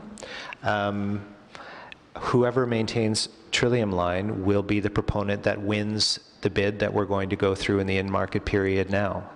So, and that could be anyone. RTG has bowed out of the Confederation Line process because we believe they have a competitive advantage that others simply would not be interested in competing if RTG was in the bid.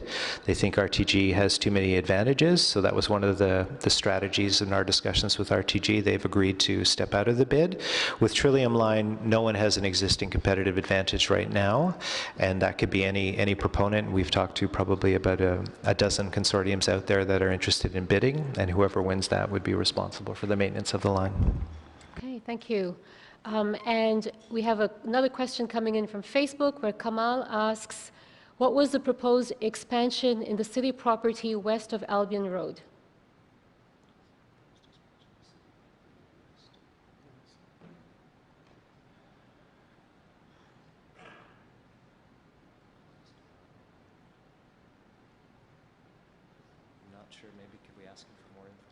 Sure. So we're going to invite Kamal to get back to us and to provide us with more information, more details.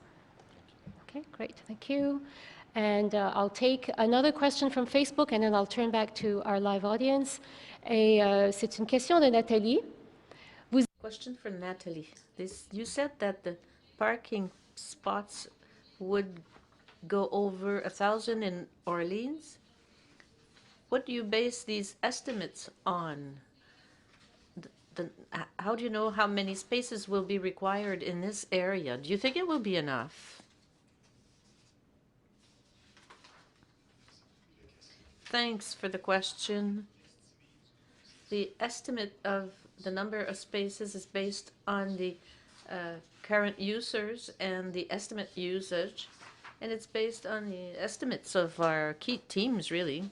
Okay, thank you. Please. Good evening. My name is Carl. I have a question regarding the MSF, which potentially will be built on the west end, just to the west of Moody, in one of the quadrants there. Seems to be the favorite location. I'd like to get more details on the environmental, the aesthetics, the logistics of storing and moving the rail stock, from that location, obviously supporting the west end extension. So that's a great question. Thank you. We're really just initiating the process for the environmental assessment that is going to determine first what the best location is in fact for an MSF at Moody. And there is going to be 2 significant public consultations on that, where we're going to take people through, I believe right at this point there are sort of 8 quadrants that have potential, and there's an evaluation that's being done right now. So in the coming weeks, we'll be able to update, other residents like yourself who are interested in being part of the process and understand what we're trying to achieve through that process. The other issue, which I didn't, I sort of alluded to in the presentation, is, an MSF is achievable if we can fit it within our scope.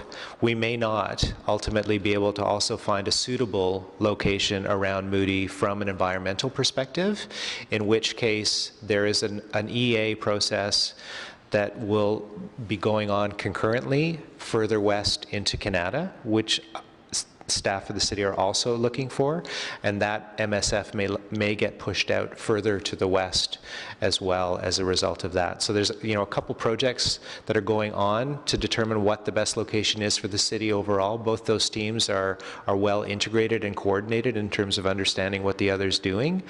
At this point, though, I can't tell you, because we simply haven't done the analysis, what is the most likely location for that MSF.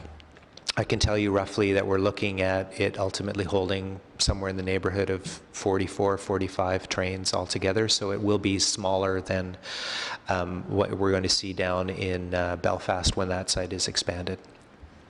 Okay. Merci. We've got lots of questions coming in from satellite. So I'd like to take one from David in Hunt Club. He asks, with a projected 16-month shutdown of the O train involving the tracks north of Greenboro, what are the structural problems? We've previously paid for siding work, bridge repair, tunnel repair, and so on, with the shutdowns over the past few years. So some of those things, I'm not sure where the information's coming from. So some of the things are directly related.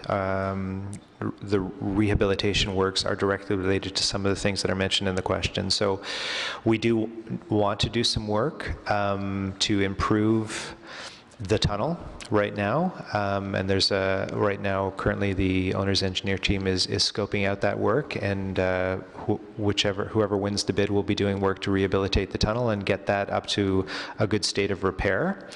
As well, there's the bridge crossing of the Rideau River into Carleton University. The city has that project. That project's been on the books since 2012. We didn't want to shut down the line an additional time in order to do that work in the last couple of years, so we've actually held back, and we're going to do that work as part of the process. There's also some structures work around Sawmill Creek near the Brookfield passing siding that we're taking a look at right now. One of the other structures that we're trying to determine if we could include into our scope would actually be a new bridge at what we call the Elwood Diamond. So this is the area where the VIA trains cross the O train system in and around. It's just a little bit north of Heron Road where we have the Confederation Heights station. So one of the things we're doing right now, and gratefully we got some money from the federal government to do this, is a design for a new bridge. This is one of those elements that would greatly improve the reliability of the line, as well as some of the maintenance. That crossing is actually a little hard on the train, so that will help on both of those fronts. So all told, I guess when we're talking about that 16-month shutdown as compared to what was previously envisioned, which were a number of consecutive summer shutdowns, the reason for the 16-month shutdown and why we're recommending it is, first, there's simply a lot more scope to this project than we had originally envisioned, and more scope means more time. I sort of, in the office, we talk about 16 months and some of the comments that we're getting about that being a long period of time, and meanwhile I see homes being built in my neighborhood that take longer than 16 months, and when I look at the overall scope of this project, it's quite large. And the other thing too that presents a risk and would actually add costs to the city in terms of the overall procurement is if we were going to shut down and then restart, a proponent is going to look at that and they're going to price all of the risks involved in ensuring that that first phase of work is done exactly on time, doing all of the commissioning they need to do to get that system up and running again for another 8-month period, only to shut it down and then do all the rest of the work and then do the same thing again in terms of testing and commissioning all the existing systems, get it going again. And because of the additional scope, we wouldn't be talking about 1 or 2 consecutive summer shutdowns, we'd be talking about 3 or 4. So again, the ability to get into revenue service by 2021 would be unachievable, and we'd be looking more realistically at something closer to 2022 or 2023 if we were to stagger it. Mm-hmm. Thanks, Chris. Going back to your previous question, could you clarify for us what MSF stands for?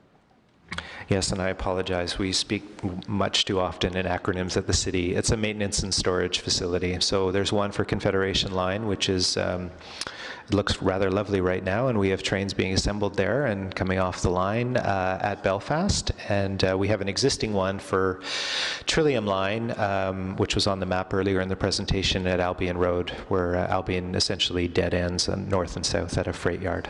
Okay, thank you. I've got a quick question from the satellite location from Tara, and she's asking, how long will it take to go from one end to the other of the Confederation Line?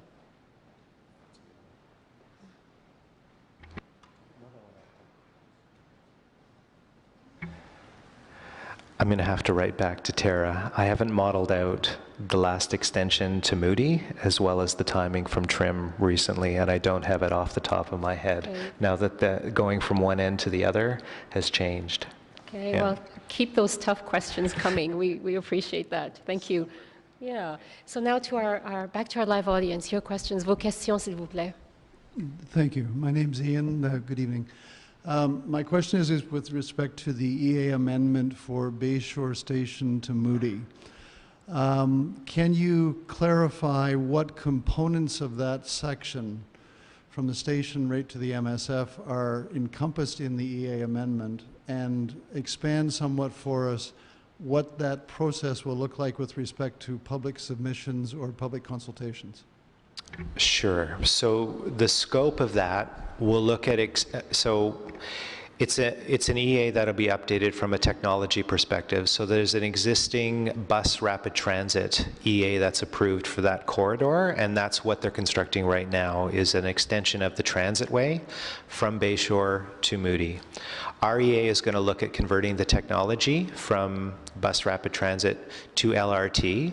In terms of scope, it's going to look at grade separating at Holly Acres.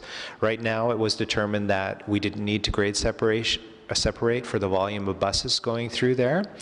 We, as a policy at the city, grade separate throughout Confederation Line, and we'll do so as part of this project. So the scope will include a bridge at Holly Acres, the conversion of the alignment, and then with respect to both the MSF and the station, it will look at the footprint, it will look at the natural and environment around the station in terms of environmental sensitivities, in terms of any species at risk. It will look at, it will do geomorphological studies, it will look at drainage, all of the things that are typical for that kind of scope of work.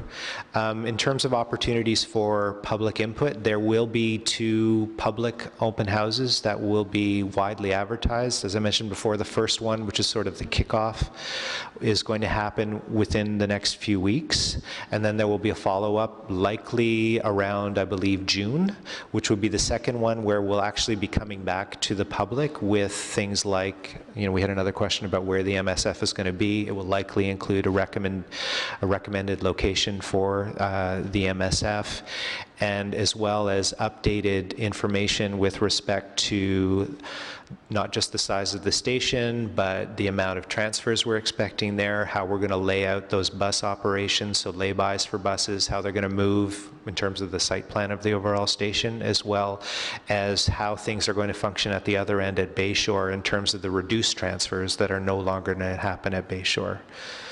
Due to the fact that most of the transfers for people coming in from both Stittsville and Canada will take place at Moody. Bayshore will service probably about 1/3 of the total transfers in the West End, but they'll be limited to the local service, as well as those people coming in from Bell's Corners, as well as west of Baseline, the Queensway Carleton Hospital area. Does that answer your question? Yeah. Okay, great. Thanks very much. If you recall, Kamal on Facebook had asked what was the proposed expansion in the city property west of Albion Road, and we asked for clarification. So he's come back to us and he's asking, what is the rationale for moving the Walkley MSF to west of Albion? Okay, great. So the rationale for that is really twofold. One is simply cost. We compared the cost between doing a complete rehabilitation of the existing site that is on the east side of Albion Road. So rehabilitation of the facilities, the building of new facilities, which you would need to do to house the additional vehicles. We also looked at some of the environmental remediation we would need to do at the site, as well as the purchase of the site itself. Currently, that site is not owned by the city. The city leases that land. And we did a cost comparison to what it would cost to build essentially the same site on property the city already holds on the other side of Albion Road.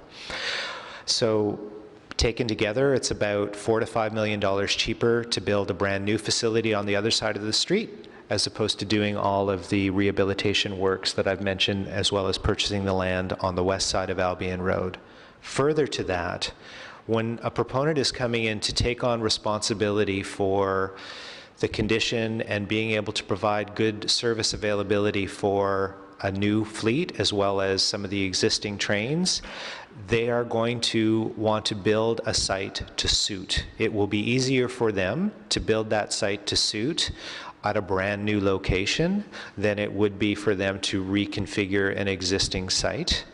The other advantage that we looked at as well is we can actually start building on that new site before we have to do anything operationally to shut down what's happening currently with the existing line. So we can actually get in there, start doing that work in 2019 before we need to shut it down in 2020 in order to then do the rest of the work for the whole extension. I should mention that we've had a number of questions of Trillium Line. So we talk about 16 months. That 16 months will be scheduled, and it will be scheduled from when classes end at Carleton in 2020, in May of 2020, and then it will be rescheduled to reopen when classes go back in session in 2021 in September. Okay, merci beaucoup. A question from our live audience now. My name's Bill, and I'd just like to thank you very much for the city looking at the extension from Bayshore to Moody. I think it's a great decision. Will you be looking at stopping the work on the West Transitway bus project right now? I think there's a real opportunity for some savings there. And secondly, you mentioned the buses that were going to terminate at Bayshore for the transfers, which I think I just heard you say will now be connecting at Moody. Will you also look at the baseline transitway bus extension, which I think was going to terminus at Bayshore, and move that out to Moody as well? So I'm just going to try and make sure I get all your questions. Maybe I'll kind of do it in the reverse order. So the line won't terminate at Bayshore. It will extend to Moody, as we've talked about. Now I got to go back and remember the rest of your questions. Can you just remind me? Sure. I was just looking at the possible cost savings of the current project that's underway with the bus station that you're building. Now you're going to build a train station. Why not save some money? So this has been top of mind when we started discussing Moody. So we have been coordinating with the team from our infrastructure services department that are currently responsible for that line. You know, there were a lot of, if you've been following the project, it's actually been a little bit de-scoped initially because, one, we didn't think we needed the grade separator at Hollyacre, but also the goal was to eventually convert to LRT. So there are ongoing discussions right now in terms of what we can do to minimize the throwaway costs, which we don't think are very costly at this point, according to our analysis. You know, but we're doing that because we want to make sure that if we're going to open it for the likely about 2.5 years before we'll have to close it again for the conversion, we can justify that the additional money we're spending to date is going to be worthwhile. So it's unlikely that we will stop construction, but what we are doing is making sure that we're not doing anything that will be either ripped up or thrown away as a consequence of our project. Staff still believe there are benefits to having that operate for almost 3 years before we have to shut it down, and right now that's our current course of action. Okay, thanks very much. My next question is coming to us from Facebook, and we have Brent who is asking, how will the commute from the West End be mitigated when Stage 2 converts the existing BRT transitway? So I'm going to make a couple of assumptions. I'm going to assume that Brett is coming from somewhere way out in Canada. Let's assume. Okay, I can go through baseline too if Brett wants to write back. So from Canada, we were just talking about that extension from Bayshore to Moody, which will be operational later this year. I think at the end of 2017. When we have to close that down, we will revert back to using sections of the 417 to run buses, and it will be similar to what is there today, although some of the ramps are being reconfigured as part of the, both to facilitate our detours as well as part of the highway widening project between Maitland and the 416. When we shut down the BRT that runs on the north side of the 417 between Pinecrest and Bayshore, we will also use the 417 to detour buses along that corridor while that's shut down. As you get further west and then start to head north, as I was mentioning, we did the alignment shift at Lincoln Fields. That was done deliberately. Not just because we wanted to keep the train out of water, but the advantages from an operational perspective during construction were also extremely beneficial to the overall project, with that transitway remaining open the entire time. So if you're coming in from the west, you'll be detoured onto the 417, you will come off the 417 and you will get on the existing transitway underneath the Queensway at the Pinecrest Creek corridor.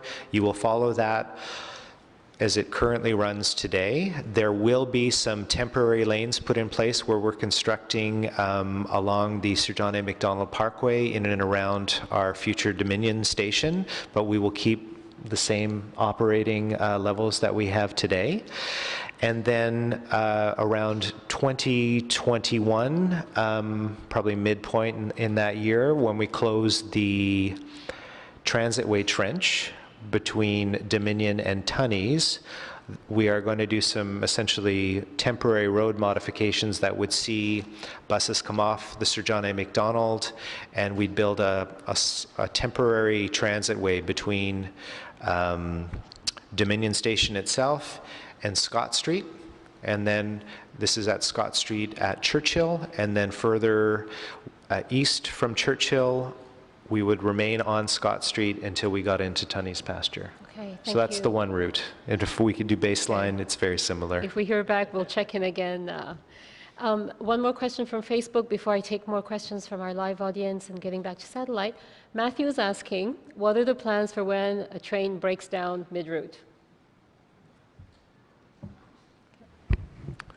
When there's a disruption in service, we will immediately initiate what's called bus bridging service. So this parallel buses will be deployed to help passengers, and special signs will be already predetermined locations set out, and predetermined routes will occur. There's also at key locations there's the ability to run reduced rail service and go to single track. So it's a combination of both, and it depends what the occurrence is, where it occurs on the system, and how that works in terms of rollout for where that incident is located. Great, thanks very much. Lots of great questions coming in. A question from our live audience, please.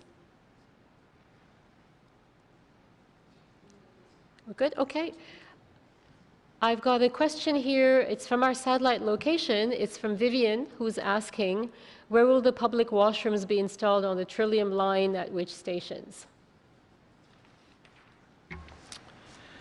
On Trillium line, there are washrooms currently being installed at Bayview Station, and then at the terminus station at Beausville, we'll also have a public washroom.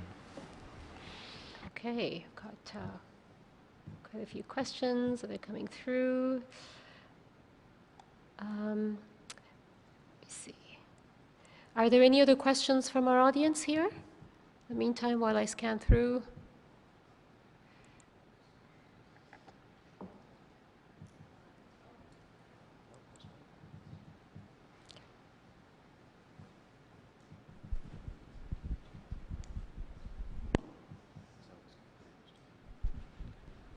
My name is Javon Nicholas. I apologize for coming in late, and so you may have already addressed my question, but just about the what I've read in the paper about going east to Orleans and the 174 and the question of lanes. Is there any consideration once you have the extra lane essentially freed up that you would reserve it for high occupancy vehicles?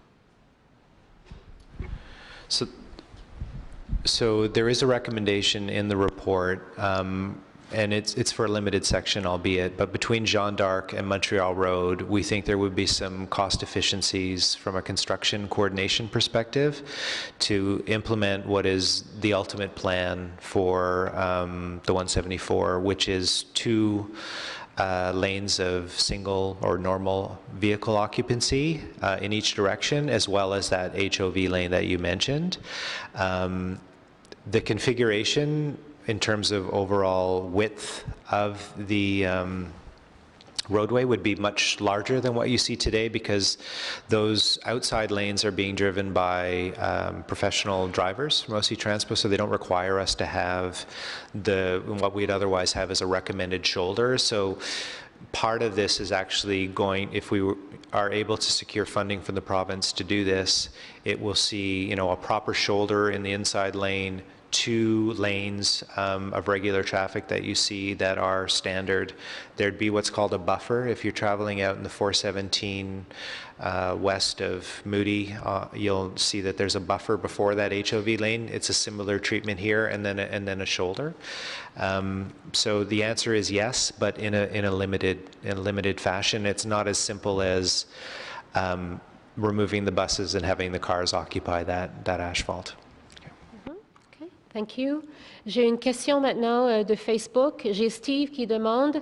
Steve is asking on Facebook, how do you see the transportation of people who are living further from the stations, for people from Navan to go to the trim station? Have you already planned some bus roads? It's a very good question. The bus network will be comparable to the network that's been that's already the bus route that are already implemented. So you're going to be able to go wherever you want that way. Do the LRT projections on ridership take into consideration potential fare increases? So all of our ridership modeling has been built on the assumption that fare increases will go at 2.5% annual increases. 2.5%. That's right. Okay, annual increases. Okay, thank you. Any questions from our audience?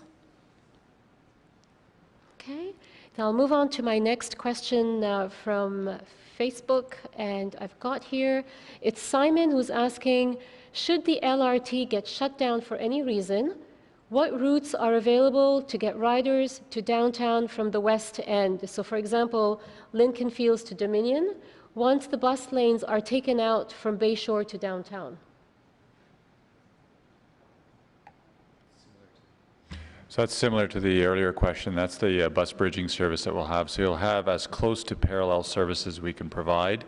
There'll be signage that'll direct you to where you catch the buses, and then people typically do their own choices depending on where they're going. They may choose to walk for the rest of the trip. They may use a cab or Uber or whatever the case may be, but we will deploy buses immediately if there's a shutdown, and go to a reduced service if we're able to with the rail service, because we do have what are called crossover tracks.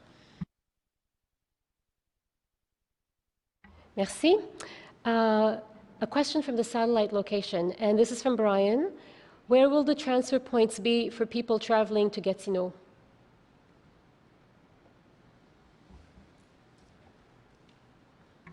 So the main transfer point for, well, there are a couple of transfer points for people traveling to Gatineau, depending on if you're on STO buses or OC Transpo buses. So the main OC Transpo corridor into Gatineau, and John, correct me, do you want to take it on? Okay.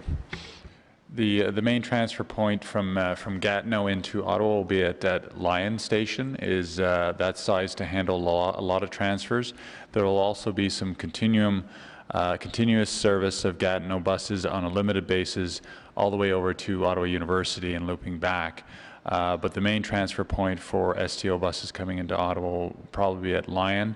And then there's also some limited services going back the other way for bus. Okay, merci beaucoup, thank you. Questions coming in from Facebook. So Mike is asking, is there any plan to combine or to link Confederation Station and Heron Station?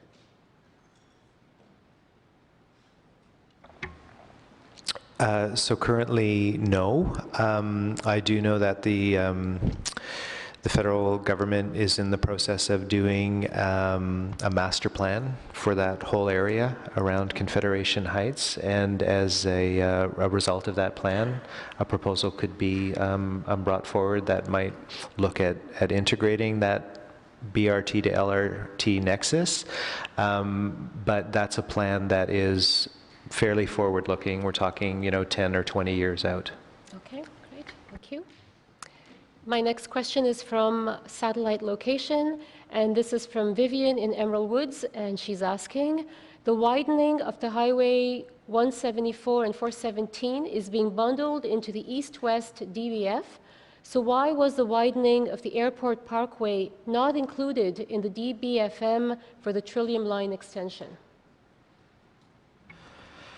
So the simple answer to that is there isn't enough potential for construction coordination conflict to warrant that kind of bundling. Both of these projects, both the extension to the airport as well as the extension to Beauceville, can take place quite easily without any kind of construction conflict. So there wasn't the same drivers from both a schedule and a construction coordination perspective as there are for things like the 174 and the 417, where that kind of coordination is paramount to the success of the project. Yeah, her concerns were that both are needed as soon as possible to service this fast-growing South End communities. Yes, that's true. The schedule for the airport widening is on a separate track that isn't associated with the LRT schedule. Okay, thank you. I'm going to keep checking in if there's anyone from our live audience. Otherwise, I'm going to move on. We have a few more minutes before we start to wrap things up. Next question is from the Satellite Location, and this is from Kathy in Hunt Club Park.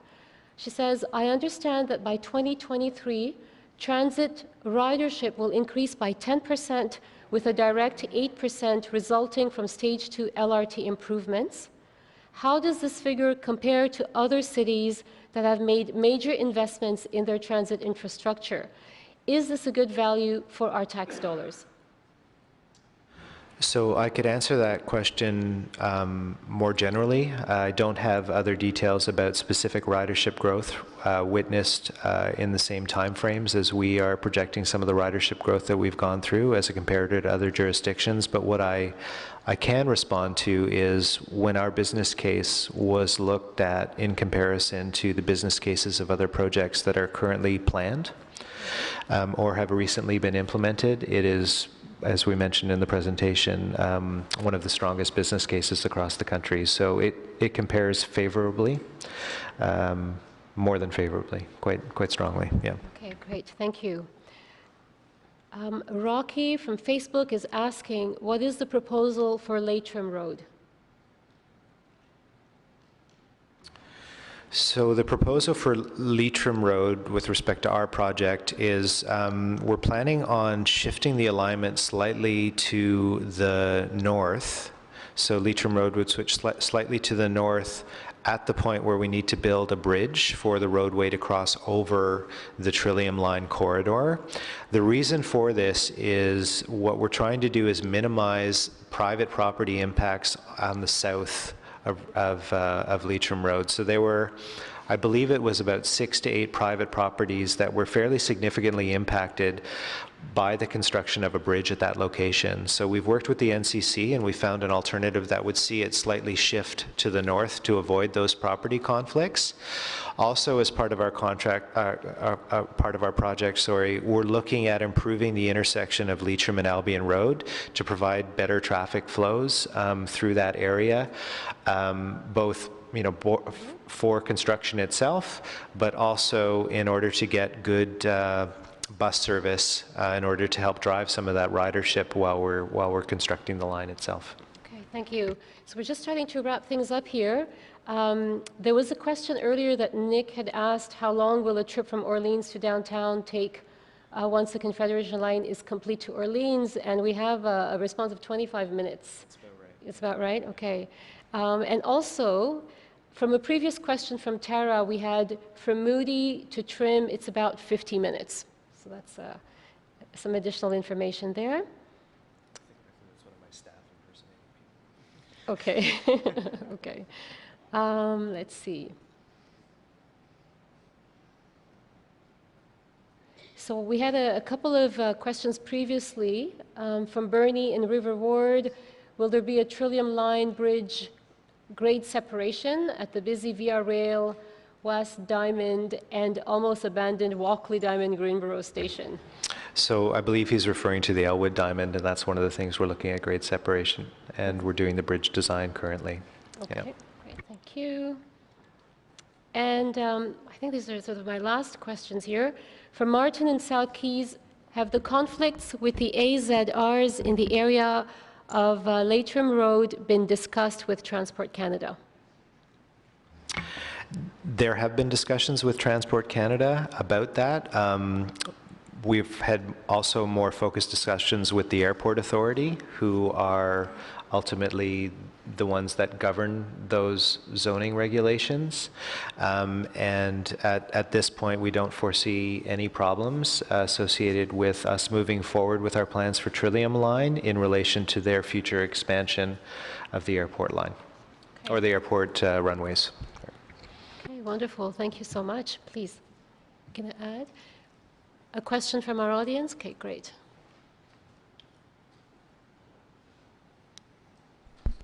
Thank you again for all of this. It's been very informative. My name's Kevin, and the only question we were actually just thinking about, you mentioned that you got a response back that Trim to Moody would be 50 minutes. I know that was probably like a ballpark number. Do you think that's close to the reality, or like what's the time period right now is what we're trying to figure out versus what it's going to be? If I was guessing, and I'd probably say just a little bit less, you're probably looking at about 45 minutes. But I'd have to go through and model it out. And that's, what you're pointing to. This is really information that we should also be just providing as a matter of course. So we'll go back and make some of these time estimates available to the public as we move forward as well. But it's quite a long distance, so it takes a while. There's lots of, when I said 41 stations, most of those are on Confederation Line, and that's a lot of stops, 30 stops. Sorry.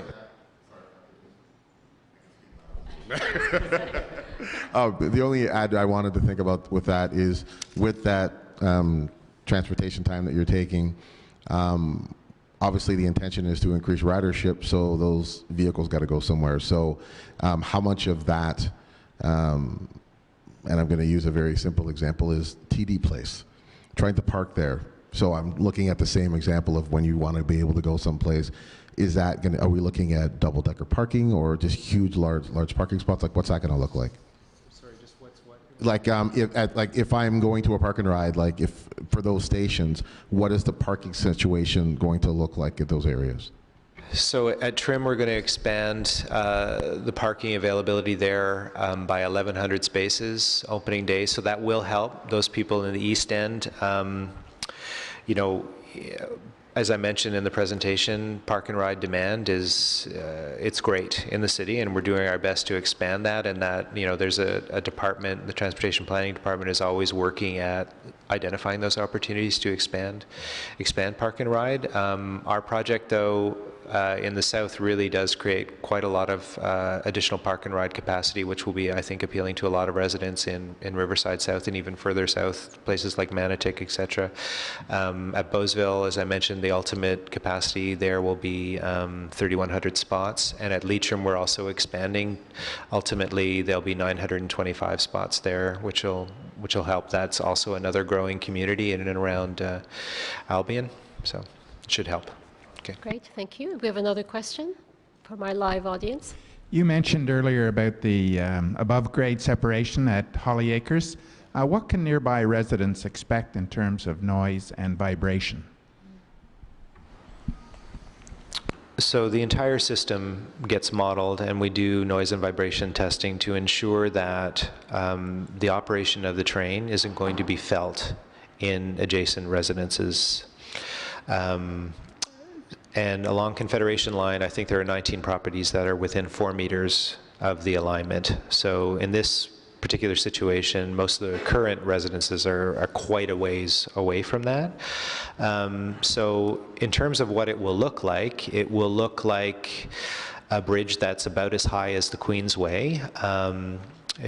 And I'm imagining you've been following the file, it will also contain noise attenuation, which has been promised to the residents for quite some time, and they've been waiting either for that project that's now being bundled on the 416 to provide that noise attenuation in the interim, and then when we build, that noise attenuation will be on the other side, providing a buffer between the LRT and the community to the north. Does that answer your question? Yeah? Okay. Yeah. So vibration, there are basic standards that the proponent needs to meet in terms of how they actually build the track and the interface between the train running on that track and the distribution of vibrations there. And we do modeling to ensure, and then when they actually operate, we go out and measure to make sure that those vibrations aren't being felt at adjacent in areas where it could be felt in adjacent properties. And at this particular location, our team does not at this point have any worries, given the fact that we've had to, apply other mitigation measures in areas where we're much closer, like within that sort of 4 to 10 meter range, depending on whether the train's curving at that point or adjusting vertically. At this point, there isn't, the only vertical adjustment is the bridge itself, which is also still fairly far away from nearby residences. Thanks very much. Is there another question? I just want to ask for clarification from Lincoln Fields through Connaught Park. Can you tell me about the alignment? Is it going to be, originally I thought it was going to be running along the same line, but you mentioned water. Is it going to be east or west of the actual facility? Sure. And also the height? Yeah, I can take you. So this just gives you an idea of sort of the launching point, I think, more than anything else. So there's Lincoln Field. So you'll see that at the corner, which is the south corner of the slide, you see where the blue alignment meets up with the red alignment there. So at Lincoln Field Station, and then as it crosses Carling, it will be under Carling Road, and then it will emerge from a trench. And by the time it hits Woodruff High School yard, where they have the oval, that's about where you get at grade. And there's sort of a natural embankment there.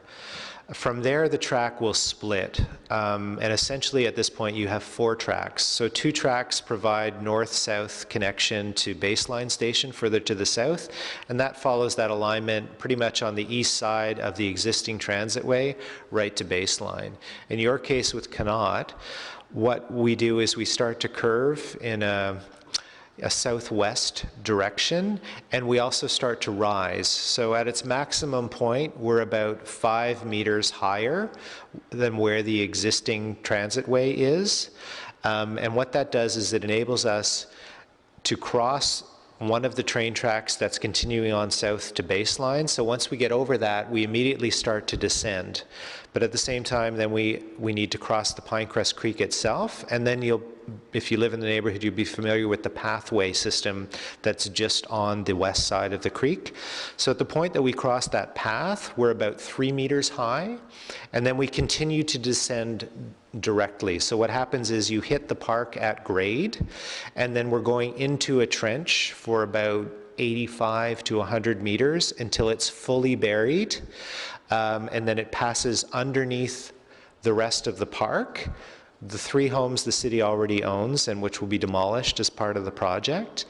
And then it doesn't emerge until you're on the other side, well on the other side of Connaught, at the north side parallel with the Queensway where OC Transpo's bus garage is.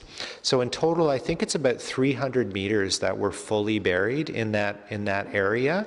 And everything else is simply getting to that point where we're fully buried, so people can cross freely, including the traffic as well as the area through that yard. I have other slides. There are slides available on the Stage 2 website that take you through all of those distances in more detail, but hopefully that gives you a general picture. These are great questions. I've got the last 2 questions coming in from our Hunt Club Park satellite location.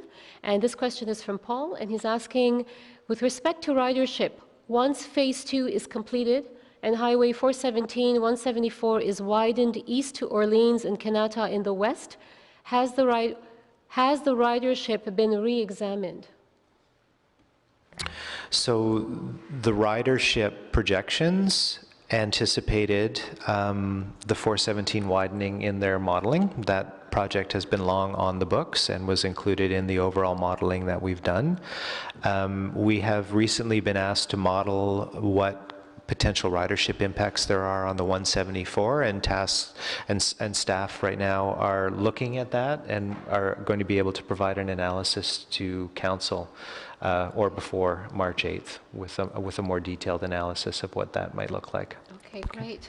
And here's our last big question, and it's coming from Martin, and he's asking, what can be told about the system's capacity to absorb increased passenger numbers once the airport and EY Center are being served, and when the South End residents go to Sens games at Le Breton Flats?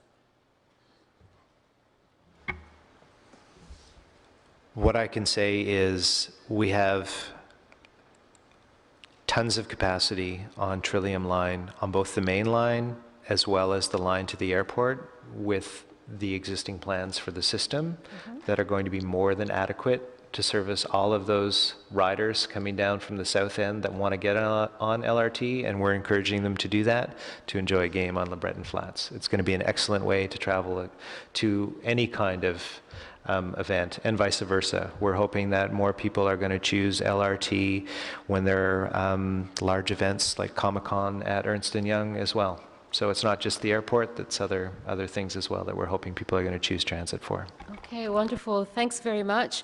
I'd like to thank everyone for their questions. Merci beaucoup pour toutes vos questions. J'aimerais surtout remercier nos panélistes. Thanks to Chris and André d'avoir partagé vos connaissances, and all of those who also added and contributed to our important discussion today. So please note that after the information session, there'll be a video of the event, and it's going to be available to view on the city's Facebook page and on the YouTube channel. Une fois la séance d'information terminée, les résidents pourront regarder la vidéo de l'événement sur la page Facebook ou sur la chaîne YouTube de la ville. So if you'd like to keep up to date on the project as it moves forward, then please visit the Stage 2 website. It's stage2lrt.ca. stage2lrt.ca. Si vous souhaitez vous tenir au courant du projet au fur et à mesure qu'il progresse, consultez le site web de l'étape 2 à étape2tlr.ca. Et je répète, étape2tlr.ca. Also, if you still have questions, you're always welcome to email your inquiries to stage2@ottawa.ca. Again, it's stage2@ottawa.ca. Et si vous avez d'autres questions, n'hésitez pas à les poser par courriel à étape2@ottawa.ca. Et je répète, étape2@ottawa.ca. Nos panélistes se tiennent maintenant à la disposition des médias. The team members of our panel will now be available to speak with members of the media. I'd like to thank everyone very much. Merci beaucoup et je vous souhaite une très bonne soirée. Merci.